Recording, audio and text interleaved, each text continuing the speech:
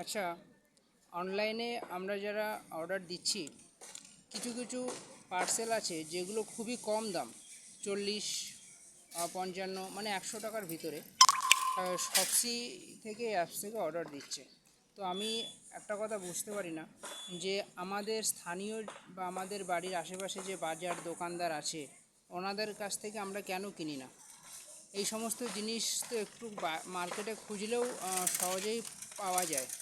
এতে কি হয়, আমাদের স্থানীয় যে বাজারের দোকানদার যে ব্যবসায়ীরা আছে ওরা অর্থনীতির দিক থেকে একটু স্বাবলম্বী হয়, এবং আমাদের প্রতিবেশী যারা আছে দোকানদার, তাদের কাছ থেকেও নিতে পারি। অর্থনীতির দিক থেকে আমাদের স্থানীয় লোকরা যদি স্বাবলম্বী হয় তাহলে কি হবে, আমরাই ভালোভাবে থাকতে পারবো।